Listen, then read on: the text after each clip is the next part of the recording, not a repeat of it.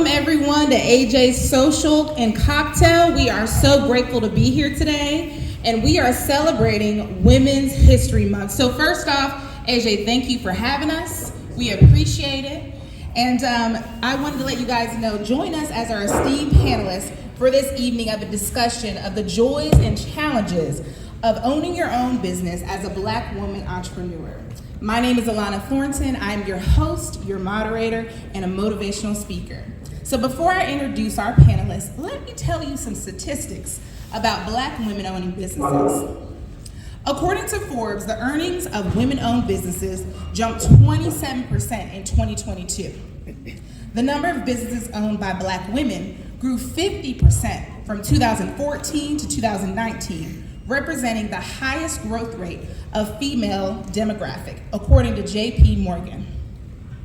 Black business owners who apply for funding have a rejection rate of 3 times higher than white business owners.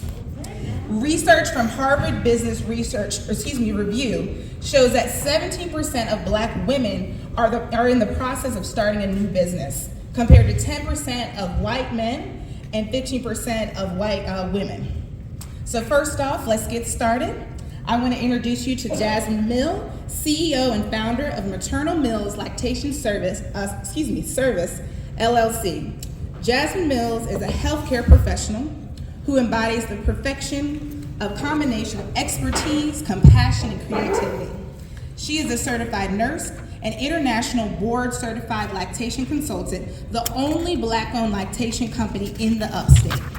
As a registered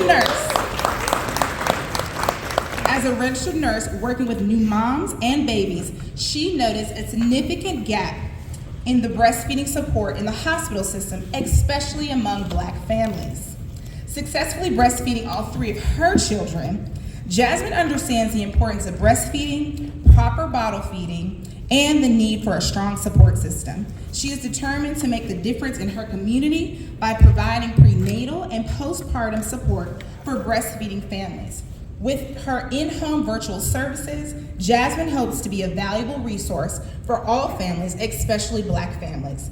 In addition to her nursing career, she is the wife and entrepreneur of Don Mills and the mother of 3 beautiful children. In 2017, she discovered her passion for baking, Just Jazzy, was created and has grown significantly. With her husband as a big supporter, she has been able to juggle her nursing career and her passion for baking with grace and finesse. Jasmine Mills is an inspiration in every sense of the word and can't wait to see what she'll accomplish next. Let's give it up for Jasmine Mills.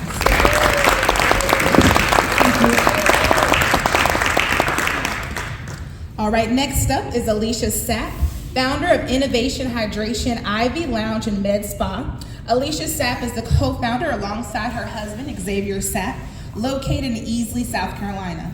Alicia is the mother of Michaela Sapp, her 10-year-old vibrant and energetic daughter. She is also a registered nurse and has served in the healthcare for 12 years. She has a rich background in the fields of cardiology, nephrology, and oncology infusion.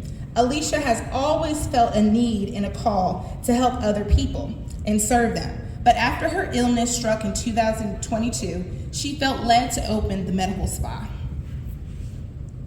This would allow her to take control of her schedule while she fulfills her call to serve others. Thus, Innovation Hydration was born.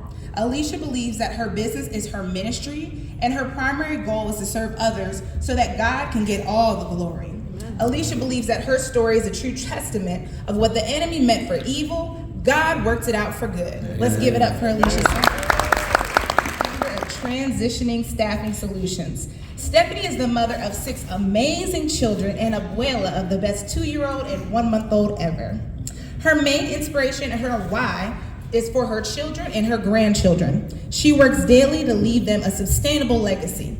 Her biography of work includes being the co-founder of Soterra CDC, Mom's Kids Cab of the Upstate, Business Coaching with Stephanie, and 3-time published children's book author, Her current project is being the CEO and owner of Transitioning Staffing Solutions. She understands that who much is given, much is required. She knows that her path is orchestrated by God. Can I get a hallelujah? Yeah. Stephanie's strengths are people and organizations. She believes in building relational. She believes being relational builds strong foundations within a community. Also, love and self-care are the most important for a healthy you, which grows a healthy community. Let's give it up for Stephanie Blasington. All right, ladies, so we're gonna start with Jasmine first. What are some of your personal experiences that motivated you to start your own business? Some of my personal experience that motivated me is being a mother of 3 children. And as in my bio, I did breastfeed all 3 of my children. But my first one, it was difficult. I had challenges. I had to reach out for support because there just wasn't enough support in the hospital.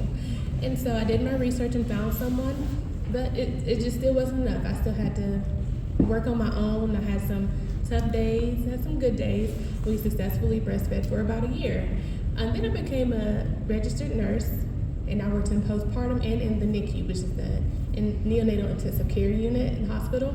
And being there, I noticed that there's still a lack of support because you're not there for a very long time. You might be there 2 days or 3 days, and we need so much more support than that. And in the NICU specifically, some of those families, they have to leave their babies there and go back and live their lives. But it's important to be able to provide that nutrition for the babies. And so as I was home with my last child, which is my daughter, I would give healthcare advice and breastfeeding advice to a lot of friends. And my husband inspired me. He said, you have so much knowledge in this area. A lot of people need to hear this. Let's help our community. And so then we decided on a name, Built Maternal Mills, and decided that was what I was going to do. I want to be able to support the community, especially women that look like me, because I'm the only, as I know now, I'm the only Black IBCLC in Greenville, and that we need more support. And so when the mothers and families are discharged from the hospital, I want to be a resource. I want them to feel comfortable, and I want to support them through their journey to be successful in every way to meet their goals. Yeah, thank you. All right, so the same question is going to go to Alicia. What are some of your personal experiences that motivated you to start your own business? So like I said in the bio, beginning early last year, I developed what they call vestibular migraines. And I was busy nurse, working at an infusion center, looking at screens all day, under lights all day, and I got really dizzy, and I found myself just not being able to get out of bed one day. And it was so bad to the point I couldn't take a shower by myself. I couldn't take care of my daughter by myself. I couldn't do anything. And so laying in that bed, I remember just praying, and you'll have to forgive me because I get a little misty about this one. But it's all right, take your time. It's all right. We're here to share your story. Take your time. But I prayed and I said, God, I just want to be in your will, whatever that is. And if it's laying in this bed for the rest of my life, then I'll do it. And if it's not, just show me what it is. And so I had always aspired to have an IV hydration lounge. And my best friend came to visit me one day and she said, you know what, you need to start your IV lounge. And I was like, well, I guess you're right. I guess I can do it. So told my husband about it. He was on board. And within a few months, we had got an attorney, got everything set up, and our business was opened in October. We were able to find a medical director that supports us, that believes in us. And so that's really kind of what truly, I guess, inspired me to start my own business. I needed to have control over my schedule, to be able to have time to be a mother, because I valued that. When it's taken away from you, you appreciate it so much more. I wanted to be a good wife. I just wanted to be a good, whole woman, a strong woman in business. And so I stepped out on faith, and here we are. All right, Stephanie, you know the question, so go take it away. Oh, so y'all heard my bio. I got a lot of side hustles, and a lot of children. So most of my businesses have been inspired by my children, but this last one, My husband and I, we started a nonprofit 24 years ago, and so I've always wanted to have a staffing company. Through that nonprofit, we help men and women transition from prison back into society. So we're right here in Greenville, we're downtown Greenville, so Soteria CDC. And over the 24 years, that's what we've done. We've helped people find work. And so we've done it for free. And so I decided to turn it into a business. So I have people that are calling if they have somebody getting out of prison, or if they have somebody coming home for college, or somebody's in transition, and that's where I got the name from, Transition Staffing Solutions. So that was my inspiration for this particular business. Perfect. Thank you, ladies, so much. So, starting a business, especially as a beautiful, confident Black woman, what do you think is the most significant barrier to female entrepreneurs? And we'll start with you, Stephanie. I would say two things: funding and support. And it's a lot of that here in Greenville, and things like this, networking, is where you can definitely find it. Whenever I got started, I'll get an idea, and my support system is in the room, they know, and I'll just jump right on it. Like when I started my kids' cab service, I had it going within 2 weeks. I didn't know what to do. So I started Uber driving so I can copy what they were doing and find out, what they were doing. And so I was just kind of doing my own research. And then I ran across Millville Village Ministries. And so I had already taken a class with them, a training class. And so I signed up for that course so I can learn more about, launching a business. And the very first day we started, the next week I was the facilitator and the student at the same time. I have to tell y'all about how Won't he do it? how that came about later. And so from that point, when I realized it was something like that in Greenville, I just started staying connected, with people and just reaching out to people and talking to people. And that's what I mean when I say being relational is very important. I'm a resource person. People call me all the time, they text me all the time because they think I have the answer. And sometimes I do, a lot of times I don't, but I will go find it if I don't, so yeah. So let me ask you, Alicia, what would be the most significant barrier to a female entrepreneur? I would have to agree with the funding for sure, and then also just being a minority in general. It just makes things a lot more difficult, I would say, than our counterparts. But in terms of the funding, one of the things that we realized was that it was really difficult to get a business loan. They don't want to give you an opportunity. They don't want to give you a chance because, let's face it, they don't know. You're kind of like a flight, a risk that they have to take. So we had to take out a personal loan along with using money that we saved and then family support to try to help us to start our business. And so that's one of the things that I would say it was really difficult. And then just being a minority in general, I can't tell you when people book with us and they come in and they realize, you own this? And I told my husband one day, it was like she saw a ghost. And it was very uncomfortable for the first hour. It felt like, 'cause I'm like, okay, and she's like, so you own this? And so that doctor works for you? And I'm like, yes, ma'am. So it's just it's kind of like that underlying racial bias that they have against us. I feel like that we kind of experience more often than not, and I feel like that's a barrier. Yeah, but we're changing that initiative, right? Amen. We're changing it here now. So I wanted to ask you ladies, all three of you ladies are mothers and wives, and Black women, we are amazing. However, how do you balance your career, your motherhood, your passions? Is there such a thing as balance? And please do tell us. So Jasmine, I'm gonna ask you first. There is a such thing as balance, but honestly, you just have to find it. You have to reach out to your support. But I know one way that I stay balanced is by trusting and believing in the Lord and praying and leaning and depending on Him for what I need. And then I have my husband, he keeps me balanced at all times, even when I have days where it's too much. Like the kids are running around screaming. How am I gonna take this call? How am I gonna bake this cake? How am I gonna do this? How am I gonna get our son to baseball practice? And he always comes in, and my parents as well. My parents, right here in the front are big supporters in my life. If without them, then a lot of this wouldn't be possible for me to do what I need to do. So I appreciate them for that. So I think definitely just reaching out and asking for help. And again, self-care is so important. Being able to take care of yourself and taking time out for yourself and giving yourself grace, because today may not have been the best day, but let's try again tomorrow and keep working at it every day and never giving up, and again, pray and stay close to God. That's right. Thank you so much. So it kind of goes into my next question. What are ways you stay grounded and take care of yourself? And I'm gonna ask Stephanie that because you kind of leaned into it, Jasmine. So Yes.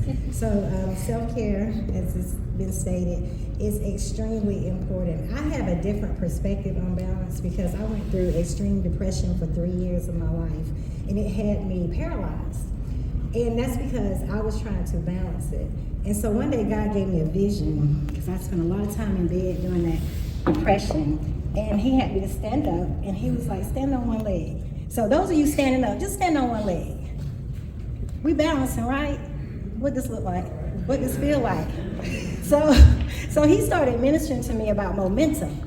So there is a difference in balancing it and keeping it going. And what you said, y'all are keeping it going. So y'all got some momentum with your balance and harmony, and it's flowing. And so once I started fighting through that, and that's when I really learned how to balance and put myself first. And a lot of times with Black women or women in general, we always put other people first. We're definitely gonna put our children first, we're gonna put our spouse first, we're gonna go to work and take care of everybody at work, and then we may schedule a hair appointment or nails or something like that. See, that to me ain't self-care. Self-care for me now, because it's up to you what your self-care is. That's right. Self-care for me now is just going outside every day on purpose and just taking some deep breaths.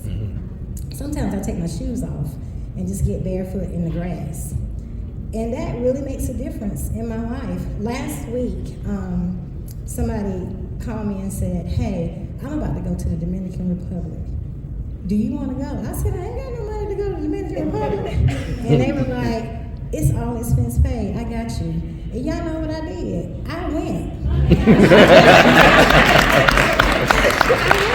And I never would have done that. I would have been like, okay, I'm gonna watch my kids. We got 2 girls. We have 4 boys and 2 girls, and so the 2 girls are home. We got one here, Gracie. Gracie's my oldest girl, so she's 18, and then we have 17-year-old Riley, who's working. Somebody got to take care of us, right? And so, and I didn't check with them, and they were, they talk to me all the time about leaving and going and doing things, and so I do that. Somebody invited me to dinner at the spur of the moment last night to come to their house, and I said, okay, I'll be there in an hour. And I was sleepy, but I went. I hopped in the shower and I went. So self-care, whatever that means to you and for you, that's what you need to apply. That's right, that's right. So many times, I just want to add it to that, so many times women, we do put everybody else before ourselves. But we have to stop doing that, because if you're not good for everybody else. And so you have to take self-care. What does that mean? It might mean meditating. It might mean going to the beach. It might mean literally just having a bubble bath and some candles and some wine, because I do that, okay? But we as women, we have to take care of ourselves and stop putting everybody else in front of us. We can always be caring, we can always be loving, but we must take care of ourselves. Come on in, guys. Don't be shy. Come on in. All right, guys. So let's see. As women, we face a multitude of challenges. How can we tackle our challenges from a position of strength? And I'm gonna go with you, Alicia, first. Okay. For me, I am nothing. I have no strength without Jesus Christ. My faith is huge to me. I pray. I ask for strength, for guidance on what to do. So really and honestly and truly, that's how I that's how I own my business. That's how I do businesses. I trust in God and His Word, and I pray, and that's where my strength comes from. I'll ask you the same question, Jasmine. Where do you get your strength from? I feel the same as Alicia. raised in church, understanding the power of prayer, understanding how important it is to have a relationship with God, and being able to, again, trust in Him and know that He will lead and guide me in everything in my life. And as I stated before, I have to give credit to my husband and my family, because without them, I wouldn't have been able to birth maternal males without having the support from them. They give me strength, and also my children. My children, I want to leave something for them. It's important to me. We have an 8-year-old son that he's watching myself and his father build from the ground up. So we want to be able to leave something for them. And him telling me, even taking my courses and being educated, him coming saying, "Hey mama, you got this. You got this. You're doing a great job." That motivates me. I'm like, you know what? I do have this, because they're watching me. So they're my strength, and to be able to say, "Hey, look what mommy and daddy did. Look what we did." And now, when I'm ready to retire, you have to take over. Thank you, ladies, so much. So we have to have a good support system as well as we're building our businesses. So what advice would you give on how women can develop their own businesses and leadership skills? So I'm gonna start with you, Stephanie. Staying connected, networking, definitely educate yourself. Never get to a place where you feel like you know it all and you don't want to educate yourself any further. When it comes to that, what was the first part of your question? I'm sorry. What advice would you give on how women can develop their business and leadership skills? And as far as developing your business, a lot of times, like when I started my very first business, I felt like I had to have every single thing in place. And I took years trying to get business cards, a logo, a name, an LLC. So you can start businesses without that. You baking cakes, you started baking cakes before you started a business, right? So I just say, just do it. Just take the leap and just do it, because that's what's going to inspire you. And just make sure you're out networking and sharing with your family, because they're going to tell how good your cakes are or how good your transition staffing business is. They're going to share that for you. Thank you so much. So a lot of women see each other as competition. Let's be honest and let's be real, okay? So I'm gonna ask you ladies, how can we stand in solidarity with each other as women in business? We're gonna go with you, Alicia, since you hold the mic. Okay? I would say just honestly just supporting each other. Like, What does that look like? I would say networking, using them as resources, to support them, and then likewise they can support your business in the same way, and just keep it all in the, I'd say family, but in the free. So I'm gonna challenge you, because we say that, but how do we do that? What does that mean? Like, is there an action step that you have done for another woman? Yeah. The audience, not yet, guys. Okay, we're gonna ask you guys questions just a minute. All right. Dropping gems, like she said, just sharing your knowledge. Utilizing, I'll use my friend for instance. She's a real estate agent. Using her to sell our house and referring her to family and to friends to sell their houses and buy new houses. So I think honestly that is your action, is by honestly supporting them, using your money to support them, and then they can always return the favor. That's right. I'm gonna ask you the same thing, Jasmine. So a lot of women see each other as competition, but how can we as women stand in solidarity with each other? I feel like we could collaborate more. And I know you said we see each other as competition, but honestly, I feel like it's enough to go around. That's right. And Thank so, you. Thank you. There we go. we be able to work together, and like she said, and the lady in the audience, to educate each other, to share our knowledge and what worked for you and what didn't. I had a friend of mine that came to my house and said, "Hey, look, this is what I went through. I really struggled, but I want to give back to you because I support your vision. I support what you're trying to do. And so here, this is how I want to help you to get started." So like she said, networking. For instance, I have a friend, I call her a friend now because I speak with her several times a week in Albuquerque, New Mexico, only because I took a chance and I reached out to her. I said, "Hey, I see you're a Black IBCLC registered nurse as well, and you have your own private practice. Do you mind sharing some tips with me?" And now we talk every week, and she's like, "You know what? we need more Black IBCLCs to support us. And so after you finish that step, call me. We'll schedule another appointment, and I'll help you through the next step too. So it's just being able to talk, and her. When I had something that she didn't have for her business, and she said, "Can you share that with me?" Absolutely, because we're working together. We're doing this together. We're trying to change the world together. So let's stay together. And That's good. That's good. So I really love when Jasmine said there's enough to go around. I don't know why we feel like we have to be in competition with each other. I don't look at it as competition because there's enough money for all of us. There are millionaires and there are billionaires out here. And in 2008, when we had a recession, more millionaires were made in America than any other time. Supposedly we're in a recession right now. I know I feel it when I go to the grocery store. I know you guys feel it too. But you know what? We can still be millionaires, but we have to reach in our community. And we also have to have allies as well. So it's not just us building each other up. We need other communities building us up too. And we don't need our handout just saying we need something. We can show up and we have our businesses prepared. We know what we're talking about. We are established. And then when we go into different communities and ask for that funding, they're gonna say, of course we wanna give you funding because you got it together. So we definitely have to continue to partner together because we have it in our community. All right, ladies, thank you so much for that. So I wanted to ask you guys, how do you encourage women not to give up? Is this for me or Anybody, either one, it doesn't matter. All right, Stephanie. You just say, don't give up. In this room, I call all of my friends my tribe. That's right. And so if you were part of my tribe, just raise your hand. See? Why your hand didn't go up? So when it comes to being in a tribe, if you study like African tribes, they all know each other and know what their needs are, and they don't have any lack. And so I purposely connect with women like that. Going through depression, I always had somebody calling me and reaching out to me, and that's because I let them know. So you have to definitely, just get to a place where you just trust the process, because a lot of times we want to hold information or hold, your personal information back, and because we're afraid that somebody's going to hurt us because we're already hurting.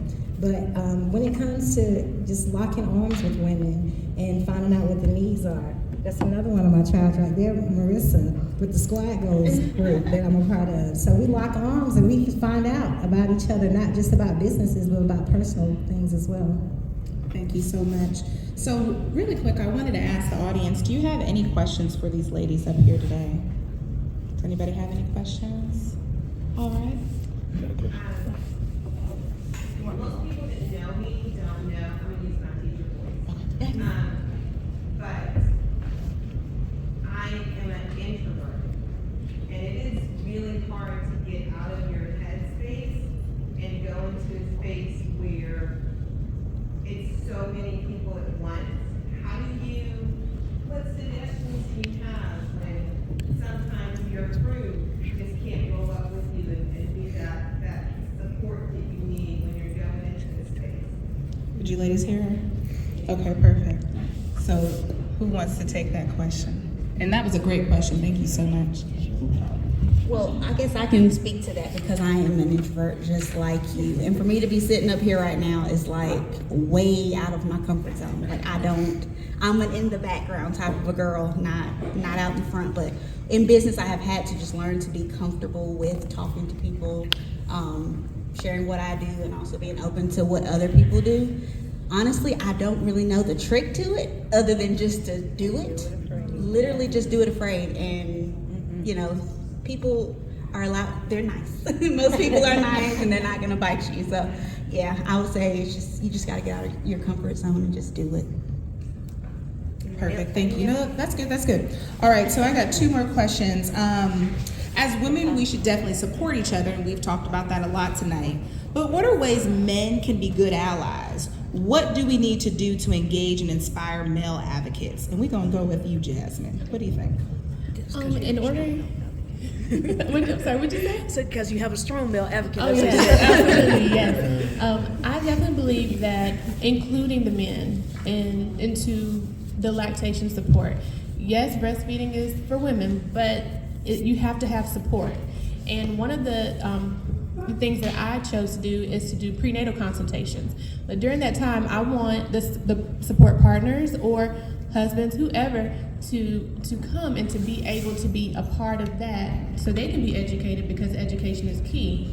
So therefore, when they go into the hospital and when you do go to experience the birth of a baby, you can speak up. Like I said, a lot of times it's the husbands or the boyfriend, they're there to say, hey, this is what she wanted, and like this is what she's gonna get, and that she doesn't want to do that. Or she really wanted to breastfeed, so how can we help her to be successful in that way instead of pushing to the back? The men are not just diaper throwawayers or just get you some water. They're more, so much more.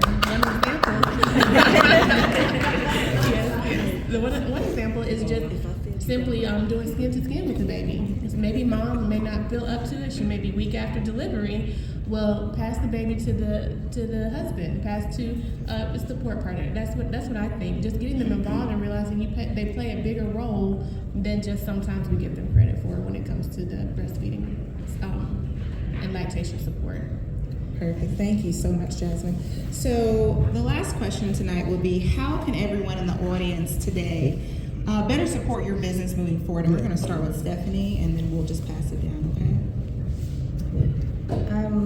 Send me people who are looking for work, people who want to work. What's your website, or where can they follow you? I am www.transitionstaffingsolutions.com.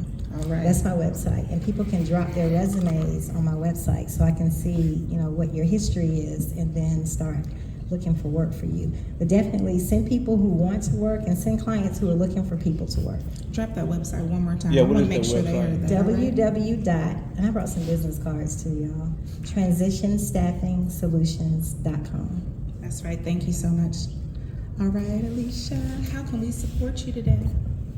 You can come drip with us, or tell a friend to come drip with us.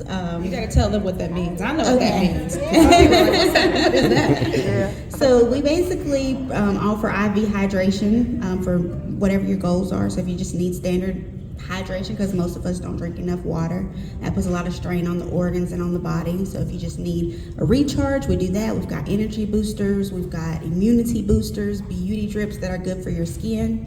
We're also about to roll out a weight loss program with semaglutide. So those are injections that you'll get weekly.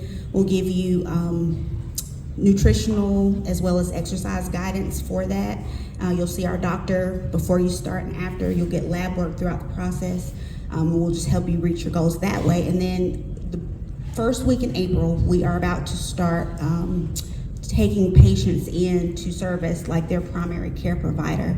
Our medical director is an emergency room physician, and he brought it to our attention and said, hey, there's a need. We noticed that a lot of our patients didn't have family practitioners. They hadn't been to a doctor in years, and they were coming just to, get some help. We get a lot of patients that are sick and are just in need of help. So organically, we've kind of turned into a little bit of a medical practice. So we're How gonna. can they connect with you? Okay. Yeah. They can connect. You can call us at 864-200-2015, or you can visit us on our website at www.innovationhydrationiv.com. And we also have some business cards as well. Okay, perfect. All right, Jasmine. You can connect with Maternal Mills Lactation Service by going to my website, www.maternalmills.com. You can also go on Instagram. It's Maternal Mills there as well. And or you can call us. You can call me 864-399-7735, or send me an email, and I can give you instructions to my website and how to go on to book a consult, and that is j.mills@maternalmills.com. Another way to support is just encourage people not to wait until after the baby, but to get the prenatal consultation before, so then you can know what to expect later. Perfect. Thank you, ladies, so much. So we appreciate each woman tonight. Thank you so much, Jasmine. Thank you so much, Alicia. And thank you so much, Stephanie. And just wanted to add on how you guys can support Black women business owners. We said earlier we need men as allies. That's number one. Buying their products and services. Even if you can't utilize their products, tell somebody else. Exposure is super important. Sharing their post on Facebook, on social media, on IG, showing up to events like today. When you hear Black women are speaking or you hear women are speaking in business, show up to their events and support them. And then also access to capital to help build their businesses, because we stated earlier the lack of funding when it comes to Black women business owners, but we still get it done. So I'm going to end with this, everyone. Thank you guys so much for your time. Black women are in a position to play an increasingly visible, excuse me, let me start that over. Black women are positioned to play an increasingly visible and important role in the United States future like never before. I believe that entrepreneurship is key and that we must play our part in a targeted efforts that enable Black women entrepreneurs to grow and sustain their businesses. So thank you guys, everyone. My name is Alana Thornton, your moderator today, and we appreciate you guys.